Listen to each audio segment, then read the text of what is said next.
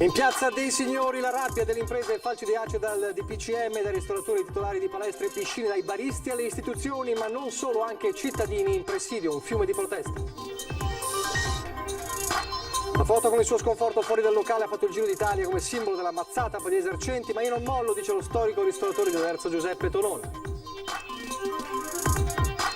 Alla rabbia, la provocazione, così il titolare di una palestra di Maser dispone gli attrezzi nel piazzale esterno per fare attività all'aperto. Si rischia una guerra fra poveri, così il governatore Zaia, solidale con le imprese colpite, trattati come untori, attacca e chiede al governo un passo indietro. Ma mercoledì intanto al via in Veneto la didattica a distanza al 75% nelle scuole superiori come da DPCM. Zaia dice: sono obbligato, avevo preparato un'ordinanza per il 50%, lo trovo assurdo. Tentano di spillare denaro un esercente trevigiano minacciando di rivelare un falso tradimento alla moglie. I carabinieri arrestano l'estorsore e complice. In una casa di riposo di Castelfranco commozione e lacrime tra parenti e nonni che dopo mesi sono tornati ad abbracciarsi e a toccarsi, seppure con l'ausilio di speciali protezioni.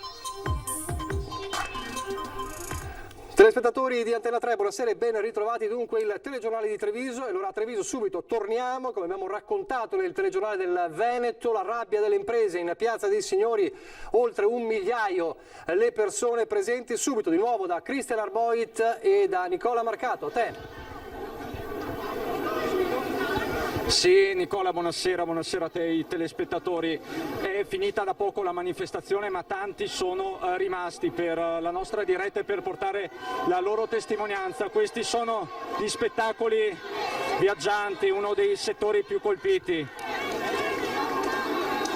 Come vedi, tanti striscioni, tanti messaggi, tante le testimonianze che sono state portate questa sera in una piazza dei Signori straordinariamente gremita. Dicevi oltre 1000, ma forse siamo anche sui 2000. Ti farò sentire diverse voci molto velocemente, Nicola, ma comincerei da quella di Andrea Penzo Aiello, che è uno degli organizzatori, è l'organizzatore anzi di questa manifestazione che nel corso della giornata ha avuto diversi sostegni anche istituzionali da parte di altre categorie. Penso Aiello, siete in tantissimi. Questa sera la piazza è andata oltre ogni aspettativa, la reazione è stata forte, è da essere contenti ma anche da essere preoccupati, perché vuol dire che siamo veramente in tanti a essere arrivati al limite. Questa sera eravamo qua in maniera tranquilla, pacifica e ordinata, però le tensioni si iniziano a vedere e quindi bisogna arrivare a una soluzione prima che tutto questo scoppi in disordine. Grazie Penso. Come vedi Nicola, ci sono anche dei toni abbastanza esasperati qui alle spalle, è la guerra dei poveri che è stata in qualche modo anche evocata dal governatore Zaia, ma questa è la situazione.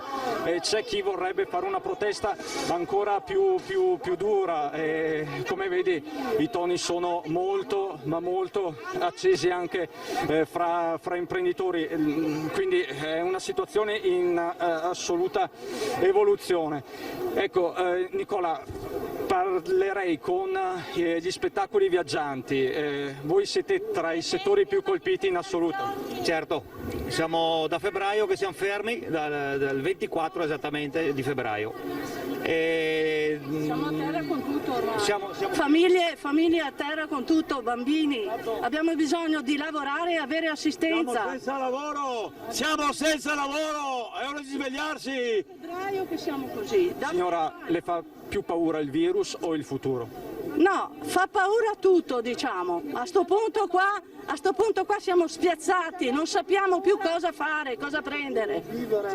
Abbiamo paura per il nostro futuro, con tutta la burocrazia, più ci mette anche il virus, qui non abbiamo futuro. Grazie. Il virus lo possiamo combattere, tutti assieme, dobbiamo lavorare, tutti. Ecco Nicola, poi ci sono anche le palestre, tutto il mondo del wellness. Mi dici? Dimmi. Vai con le palestre. Sì, salve a tutti, io sono titolare di una palestra e come titolare di una palestra abbiamo sofferto con il primo lockdown. Abbiamo cercato di adattarsi a tutte le restrizioni, anche soffrendo economicamente molto pesantemente. Questo secondo lockdown è un lutto già assicurato per noi di tutte le palestre. Io chiedo solo la possibilità di aprire perché abbiamo adattato tutte le nostre strutture con con tutte le possibilità per far attivare le persone nel modo più corretto e rispettoso, quindi non possono farci chiudere. Io chiedo solo una cosa: perché noi? E in tanti si chiedono il perché. Nicola, anche qui un'altra rappresentante del mondo del wellness, che messaggio? Piscine in particolare. Delle piscine venete, e allora noi ci siamo sentiti presi in giro come tutti gli impianti sportivi, in quanto noi oltre a fare attività sportiva forniamo salute, perché fare sport è prevenzione, è salute e quindi dobbiamo continuare a farlo. Adesso in questo momento le piscine sono in grandi difficoltà, siamo veramente in ginocchio e sarà difficilissimo riaprire dopo questo lockdown. Anche perché i costi fissi restano enormi per le piscine. Le piscine hanno dei costi esorbitanti, non basta aprire o chiudere una serranda per poter aprire una piscina. Assolutamente.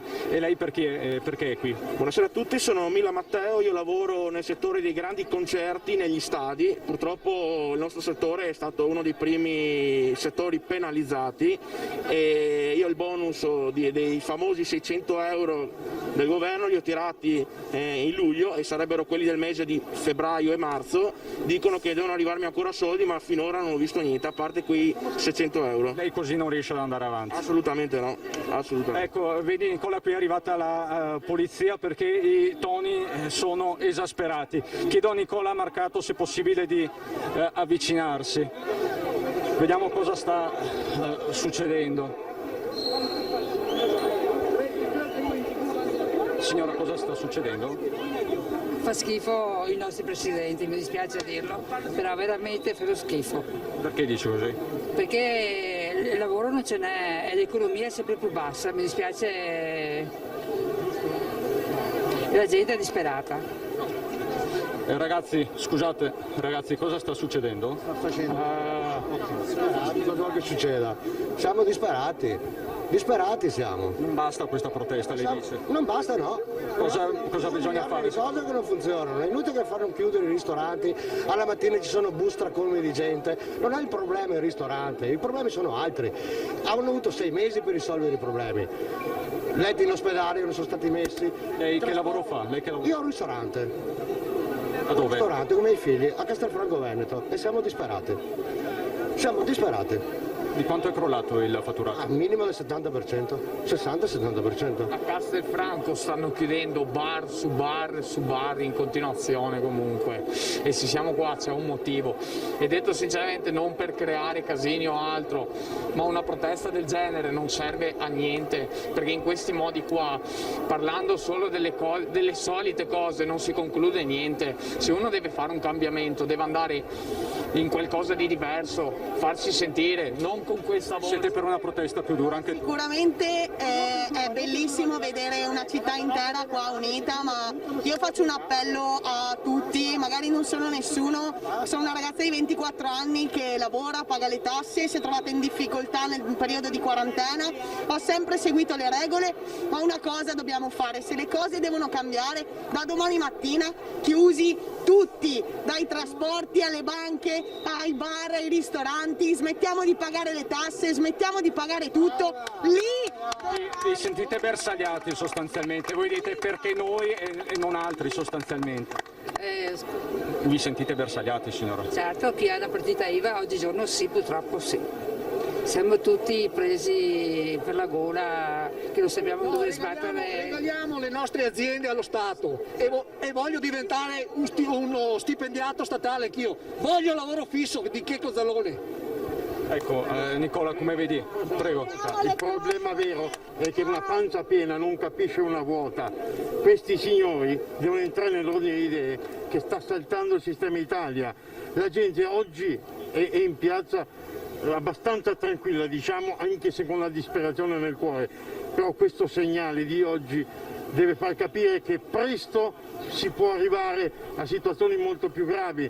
La tensione, l'allarme è tale per cui c'è bisogno di risolvere, non di capri espiatori.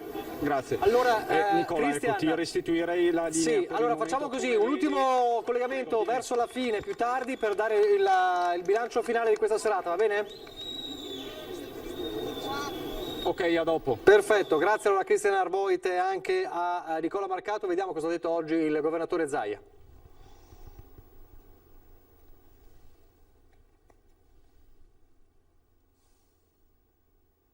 me non risulta che ci sia un dato che oggi ci dice che all'interno dei ristoranti di una palestra ci siano state, diciamo, azioni da grandi diffusori, da autori. Le ore 18 vuol dire farli chiudere, ma per sempre. È uno Zaia preoccupato per le ripercussioni economiche e sociali, quello che si presenta all'unità di crisi all'indomani dell'ultimo DPCM. La critica al provvedimento è serrata, troppi paradossi, dice il governatore, la tenuta sociale è a rischio. Rischia di partire una guerra tra poveri ed è esattamente quello che scatterà.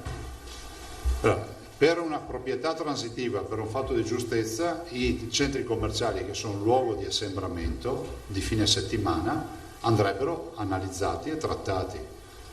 Mi chiedo come mai in questo DPCM non ci sono. Ma l'esempio vale anche per altri comparti. Secondo voi che senso ha pensare che il ristorante crei problemi, che apri le linee guida e il museo no? Qualcuno me lo può spiegare? Cioè, perché sono rimasti aperti i musei? Ma è una scelta politica questa, allora non è epidemiologica. Da qui l'appello al governo di ritornare sui propri passi e partire dai dati dei singoli territori. Io veramente invito il governo a rivedere questa norma o avere il coraggio di dare facoltà alle regioni di decidere in base ai piani di sanità pubblica.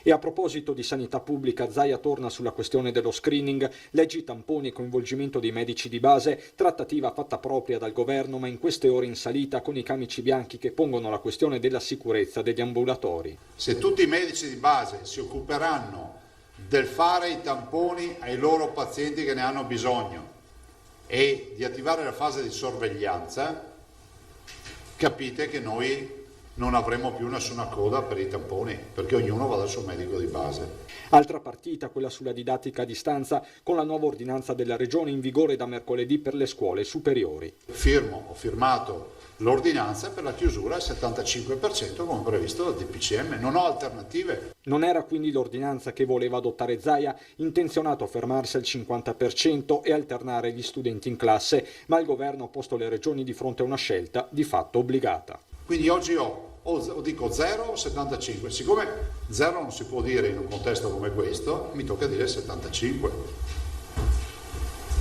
Io lo trovo assurdo come viene impostato questo lavoro. Provvedimento che fa infuriare anche il presidente della provincia, Marcon, sentite.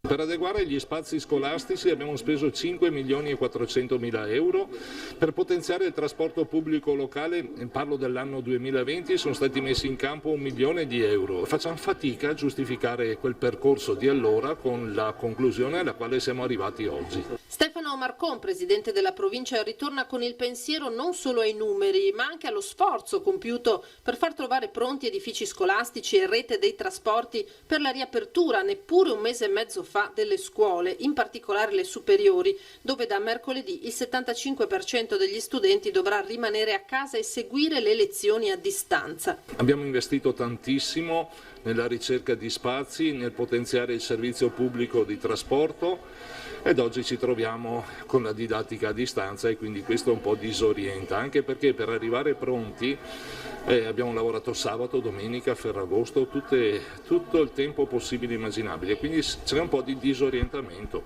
Marcon si confronterà nelle prossime ore con la dirigente dell'ufficio scolastico provinciale. Ci si incontrerà a breve per capire anche come comportarci. C'è il problema del trasporto pubblico che abbiamo potenziato con contratti rispetto al mondo del privato e quindi dobbiamo capire bene che cosa fare, se sospenderli, annullarli, revocarli, procrastinarli. È un momento difficile da gestire. E poi ci sono i contagi, anche oggi il record a Treviso con 341 nuovi positivi, da segnalare 3 nuovi focolai aziendali, uno nel Monte Bellunese individuato grazie a uno screening effettuato dalla stessa ditta con 11 positivi, altri 2 cluster per un totale di 13 positivi, 10 le nuove classi in quarantena. Una buona notizia è che è stato completato lo screening dei dipendenti del Dipartimento Prevenzione alla Madonnina, lo ricorderete, testate 164 persone, tutte risultate negative.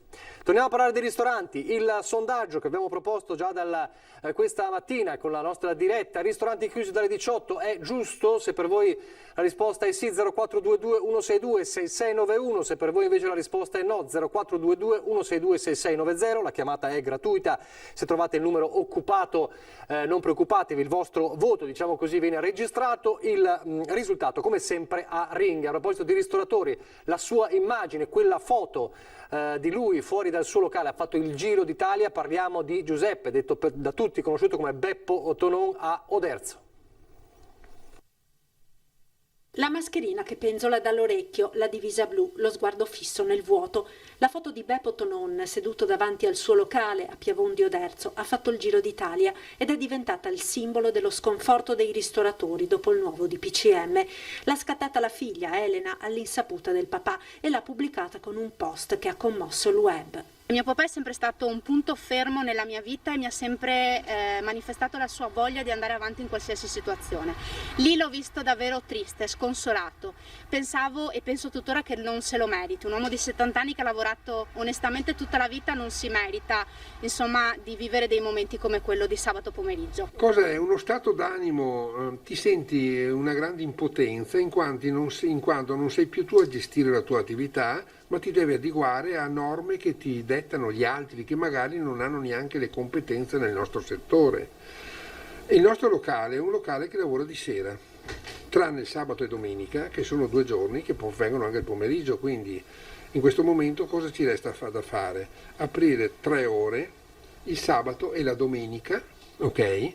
Quando possiamo aprire, che abbiamo i clienti, altrimenti cosa facciamo? E così il ristoratore trevigiano, noto al grande pubblico per le scenografiche sculture con gli ortaggi, diventa l'emblema dell'amarezza di chi, partito da zero, ha lavorato una vita per realizzare un sogno che rischia di sgretolarsi. Mi rimane lo sconforto e vedere come possiamo imbarcare il lunario qui, perché abbiamo dipendenti, non so se rendo l'idea, non siamo solo noi e le spese di base rimangono tutte. Eppure Tonon non abbasserà la serranda. Io non mollerò l'osso, perché mi arrampicherò, ho lavorato tutta la vita per fare questo locale qui. Immaginiamo se adesso che è un momento difficile mollo l'osso, sarà durissima ma ce la metterò tutta. Da Oderzo, da Piavon di Oderzo alle colline del Prosecco e poi di nuovo al centro di Treviso, la rabbia e anche l'incertezza dei ristoratori.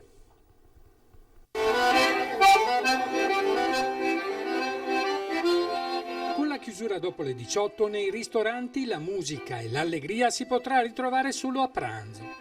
Spese correnti e incassi quasi azzerati, la situazione è grave. Regione e comuni chiedono un immediato ristoro per tutte quelle attività che verranno danneggiate dal provvedimento del governo e a pensarlo in questo modo sono anche molti cittadini. Non ha molto senso, poi prendiamo i pullman, prendiamo i mezzi pubblici e siamo come delle sardine.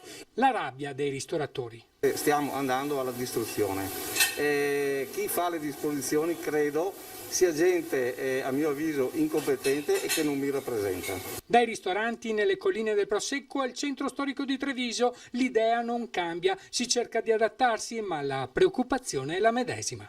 Questa scelta ci comporta il fatto di dover sicuramente ridurre il nostro personale, ridurre l'operatività sperando di uscirne, diciamo, con la pelle. Del nuovo decreto non riesco a capirlo perché la ristorazione degli alberghi e delle autostrade funziona, la nostra non deve funzionare. Qui rischiamo la chiusura totale. Allibito anche Giacomo Benvenu per questi rigidi provvedimenti, non si aspettava un futuro così incerto dopo tanto sacrificio e volontà in 62 anni di esperienza nella ristorazione. Non trovo giusto il comportamento nazionale nei nostri confronti, perché basta vedere Bolzano, può gestire ogni cosa, noi no. I rischi importanti quali saranno? Quelli futuri, perché questo mese ancora puoi reggere.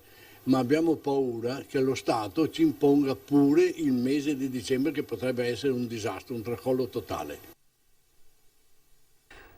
E poi palestre e piscine, c'è chi lancia anche la provocazione. Noi, secondo il nuovo protocollo, ci siamo attrezzati anche per questo. Siamo tutti attrezzati a bella distanza. Ci sono 2 metri, vero? Bravissimi. bravissimi, dai, continuate così. Non si è dato per vinto Yuri, titolare della Dorian Gray di Maser. Panche, bilancieri, ciclette sono stati portati nel parcheggio antistante la palestra chiusa, un po' per provocazione, un po' per resistenza, ma Yuri intende tirare dritto. Certo, la situazione nel mondo del fitness è drammatica. Il primo lockdown pesa ancora, così come gli adeguamenti ai protocolli di sicurezza. Come spese extra? Sì. Si parla di una cifra che va dai 12 ai 15.000 euro in più rispetto alla normalità. E questo senza dimenticare i costi fissi anche nel caso di chiusura totale, soprattutto per le piscine. Noi abbiamo chiuso questa mattina, ma io ho l'impianto che sta funzionando, quindi sta generando costo, proprio perché la chimicità dell'acqua ha tutte le sue proprietà e per permettere la balneabilità ha la necessità di essere seguita e manutentata. Ed è così che gli operatori si sentono delle cavie. Non è corretto fare esperimenti su chi fa impresa, perché comunque ci sono in ballo gli interessi di tutti all'interno di un'impresa. A Maser intanto ci si allena e si cerca di tenere alto il morale. Mauro, tira su il bilanciere, schiena ferma. Ecco, bravi ragazzi. Allora, noi andiamo avanti e voi seguiteci, più siamo meglio è. Questo è l'appello, noi andiamo in pubblicità qualche istante.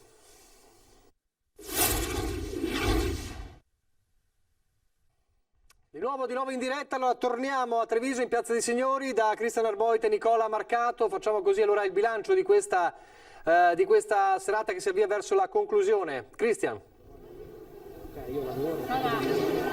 Sì Nicola, qui resta qualche drappello di ragazzi, come vedi i ragazzi con cui abbiamo parlato prima si sono anche seduti per protesta, sono stati da poco anche avvicinati dagli uomini delle forze dell'ordine, ma ci sono ancora tanti imprenditori che vogliono dire la loro brevemente. Come ti chiami? Salve, sono Frank Rossano, io sono un musicista, un produttore e sono venuto qui a rappresentanza della nostra categoria. Non si lavora? No, non si lavora, a me sono saltate una quindicina di date, abbiamo fatto il disco e quei dischi non si vende e inviterei tutti quanti gli artisti a non fare più dirette su Facebook. Perché, questo vi uccide il mercato? No, proprio per protesta, perché è inutile andare gratuitamente se poi non c'è, che poi nel nostro comparto c'è stato solo un infettato di Covid in tutti quanti i concerti. Grazie. Salve. Ecco, io andrei da questi ragazzi che ci stanno aspettando, eccoci, che lavorano negli eventi qui a Treviso sostanzialmente. Sì, salve, piacere Lorenzo, piacere. Ecco Lorenzo, qui hai tanti messaggi molto chiari, nuovo DPCM, fallimento partite IVA, spettacolo, se lavorare non è più un diritto, puntini di sospensione, siete tra i settori più bersagliati. Siamo il settore più colpito e il primo in assoluto da febbraio. E la domanda che ci si pone un po' tutti è a cosa serve questo decreto, sinceramente, perché vorremmo avere dei dati statistici, comunque delle risposte concrete a cosa serve questa cosa che stanno facendo per bloccarci. Ecco, nelle prossime ore dovrebbe arrivare anche un nuovo provvedimento del governo con delle risorse per gli operatori e il Premier Conte ha parlato di ristorare gli operatori, ci credete? Ma allora, mi piacerebbe vedere esattamente quale importo lui intende per ristorare, perché un'azienda che non fattura da marzo e che comunque in estate ha lavorato poco, con 12 dipendenti, non so cosa intende lui per ristorare. 600 euro. No, i 600 euro sono solo per le partite IVA singole, non per le aziende, quindi ci sono dei provvedimenti diversi. Il problema è che dovrebbero fare chiamiamolo ristoro, provvedimento, un rimborso, un fondo perduto, un qualcosa che sia paragonato o comunque in percentuale a quanto un'azienda ha perso in questi mesi qua, perché se io non lavoro, non produco, non posso mantenere in piedi l'azienda ancora per molto, avendo anche dei dipendenti che comunque si rischia anche di perdere la manodopera. Quindi non si può prescindere dal fatturato sostanzialmente. Grazie Chris. Grazie signora. Ecco. Allora Chris, si avvia verso la conclusione, mi pare di capire, sono gli ultimi gruppi, diciamo. Al momento attuale. Benissimo, perfetto, grazie davvero, oltre 1 migliaio, quasi 2000, insomma, ha detto il nostro Chris in Piazza dei Signori, nel momento più topico che abbiamo raccontato nella nostra diretta. Adesso la cronaca, un tentativo di estorsione molto particolare tra Padova e Treviso. Minacciando di rivelare una presunta relazione extraconiugale alla moglie, ha cercato di estorcere denaro ad un esercente residente a Trebaseleghe, gestore di un locale nel Trevigiano. Tutto è iniziato venerdì sera, quando l'uomo, dopo la chiusura del locale, mentre si accingeva a tornare a casa, ha trovato attaccata al finestrino dell'auto una busta con dentro una lettera nella quale gli veniva chiesto di pagare 2.000 euro, pena appunto la rivelazione alla moglie del tradimento. Erano specificate anche le modalità di consegna del denaro, da lasciare in una busta dentro un cestino dei rifiuti in via Serafina a Loreggia alle 17 del giorno successivo. L'esercente, consapevole tra l'altro di non avere nulla da nascondere alla moglie, le ha raccontato tutto ed insieme i coniugi hanno deciso di denunciare l'accaduto ai carabinieri di Trebaseleghe. E così sabato pomeriggio il marito, come da indicazioni, ha lasciato la busta con i soldi nel cestino sotto gli occhi vigili dei carabinieri appostati nei paraggi. Poco dopo sul posto è arrivato un uomo di colore che ha preso la busta iniziando pure a contare i soldi. È quindi scattato il blitz. L'uomo, bloccato con le mani nel sacco, alla fine ha confessato, rivelando di aver architettato l'estorsione assieme ad un collega di lavoro che in passato era stato alle dipendenze della vittima. L'uomo, 30 anni, nativo di Palermo, è stato arrestato e posto ai domiciliari. Il complice, trovato anche in possesso di munizioni detenute illecitamente, è stato denunciato. Castelfranco adesso, torniamo a parlare di Covid, ma è la notizia insomma del ritorno degli abbracci tra familiari e parenti.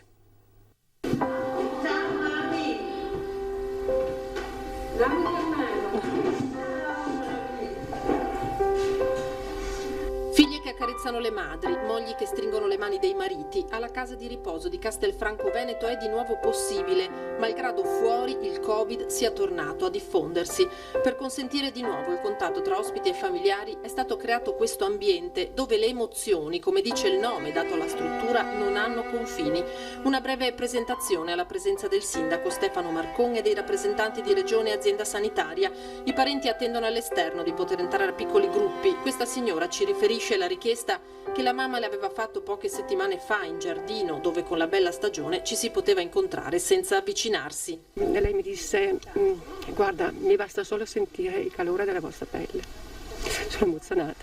L'abbraccio ci è mancato a me e ai fratelli, e quindi sicuramente questa sarà un'opportunità che ci apre il cuore, insomma. È un sogno per Maria vedere e abbracciare mio cugino, che è proprio un cugino di cuore, nel senso che c'è sempre stato un affetto molto molto profondo. Il fatto del contatto fisico aiuta a sentirsi più amati, più vicini. Ed eccoli insieme ai loro cari.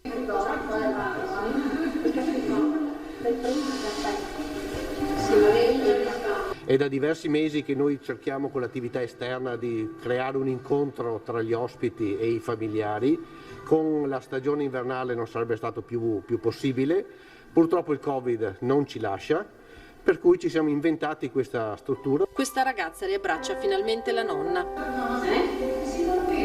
Hai visto? Pensa quanto tempo che non ci troviamo, mamma. Si riesce a sentire il calore della persona, si riesce finalmente ad abbracciarsi. Ci siamo organizzati con delle ditte specializzate, abbiamo pensato a un prototipo che nel giro di 3 settimane è stato realizzato per consentire l'abbraccio non solo agli ospiti in carrozzina ma anche agli ospiti in piedi. Per i nostri ospiti non c'è nulla di più confortevole di un abbraccio. Il cubo multimediale al centro dell'ambiente proietta immagini rilassanti, ma non solo. I familiari inviano video che riportano gli anziani alle proprie cose, alla vita domestica, e poi la pet therapy che stimola positivamente gli ospiti. Ma è poter stringere di nuovo quelle mani la vera rivoluzione.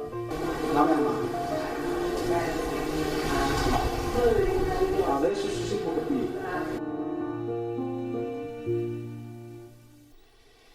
E adesso le notizie del Bellunese.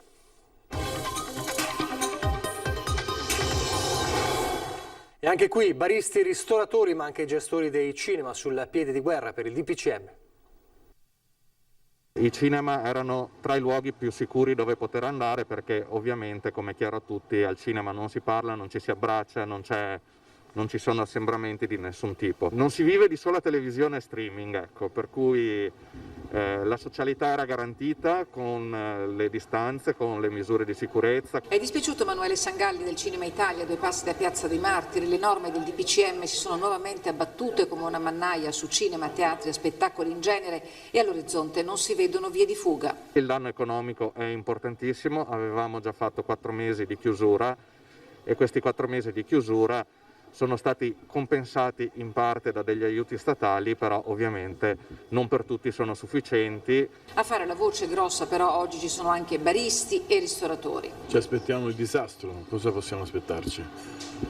Oggi nelle altre giornate avrei almeno qua 5-6 ragazzi, ne ho 2 e una in più, basterebbe una. Fuori il clima uggioso non aiuta, per strada e nei bar poche persone. È una vergogna, è un'assolutimissima vergogna. Io ho 60 anni, 50 anni che faccio sto mestiere, non mi ricordo mai nemmeno ai tempi di guerra di mio nonno. È una grande mazzata per noi perché noi lavoriamo tanto anche la sera, soprattutto con i giovani, e questo sicuramente ci porta delle problematiche, dei problemi. Tra gli esercenti della ristorazione è fortissimo il malcontento e non solo contro il DPCM. Noi come categoria mi sembra che in questo momento non riusciamo proprio a farci sentire, non riusciamo veramente a spenderci anche in prima persona per far sentire le nostre ragioni. Mi sembra una cosa veramente inaccettabile e mi sembra anche inaccettabile il silenzio dell'associazione di categoria. Ai bellunesi l'appello, non lasciateci soli. Faccio sicuramente un appello a tutti perché ci sostengano e volevo anche dire che noi in occasione di questo periodo terremo aperto anche la domenica, giorno in cui di solito siamo chiusi, saremo aperti anche la domenica. E poi il futuro degli impianti da sci, ne ha parlato oggi il governatore Zaia. È scontato che sarà così, ma aggiungo anche altro che ho chiesto che stralciassero sta parte, ma semplicemente per un motivo. Ho chiesto, ma se tu mi fai il DPCM da qui al 24 novembre? La Regione è pronta a fare la propria parte per scongiurare il flop della stagione invernale oramai alle porte. Nel DPCM si annuncia la chiusura degli impianti per lo sci amatoriale, ma nel medesimo comma il Governo ha delegato alla conferenza delle regioni e alle province autonome la possibilità di aprire gli impianti a patto che vengano predisposte linee guida anti-assembramento. È scontato che lo chiederemo, dice Zaia, che critica la tempistica del messaggio contenuto nel decreto del Presidente del Consiglio dei Ministri. Che senso ha lanciare l'allarme dello sport invernale e della montagna invernale che è già in difficoltà un mese prima che aprono le piste da sci, perché aprono l'8 di dicembre qui da noi, no? Almeno qui da noi. Pensate, mettetevi nei panni di un austriaco, di un tedesco, di un nostro ospite che dice ma chi me lo fa fare prenotare ad andare? Questi stanno già parlando di piste da sci da chiudere. Nessuno scommette sull'efficacia delle norme contenute nel DPCM per il contenimento del contagio che in provincia di Belluno continua a dilagare e a causare problemi. Oggi la CISL di Belluno Treviso ha denunciato la situazione al collasso nelle case di riposo per la mancanza di personale.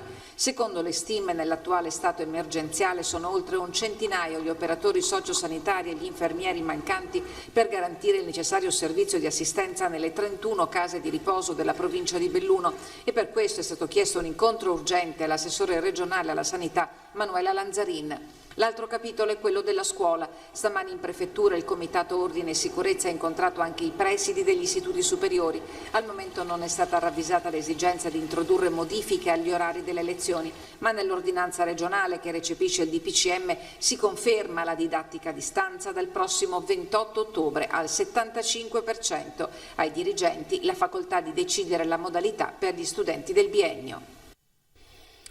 Tanti gli ospiti di Ring questa sera alle 21:15 come sempre, non solo politici, gli ospiti della politica, ma anche ci sarà proprio Giuseppe Tonon, lo storico Beppo Tonon di Oderzo, la cui immagine ha fatto il giro d'Italia che abbiamo anche raccontato nel nostro servizio. Sarà tra gli ospiti di Ferdinando Varino dalle 21:15. Vi lascio al meteo, grazie per averci seguito. Arrivederci.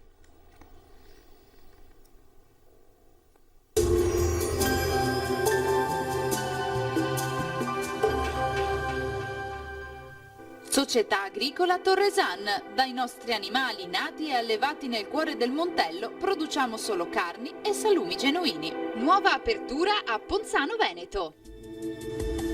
Bentrovati al meteo. La perturbazione si sposta verso sud sul nostro territorio, dunque migliora il tempo, ma vediamo il dettaglio di martedì 27 ottobre. Sul Veneto la pressione atmosferica torna ad aumentare, tuttavia in giornata sarà possibile ancora qualche strascico del vortice ciclonico con occasionali precipitazioni un po' a carattere sparso alternate a momenti più asciutti, fenomeni comunque in cessazione entro la serata. Temperature minime fino a 10 gradi, valori massimi compresi invece tra i 14 e i 17 gradi all'incirca. Ci spostiamo ora sul Friuli Venezia Giulia, anche qui cielo localmente nuvoloso con, vedete, qualche pioggia, anche in questo caso però in serata andrà meglio con tempo via via più stabile. Temperature minime tra 8 e 12 gradi, massime invece sui 17 gradi.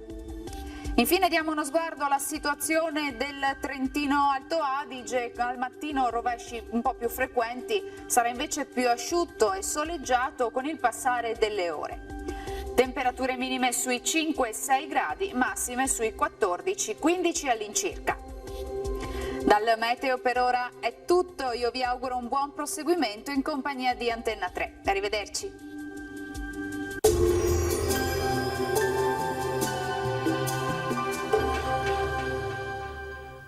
Società Agricola Torresan. Dai nostri animali nati e allevati nel cuore del Montello produciamo solo carni e salumi genuini. Nuova apertura a Ponzano Veneto.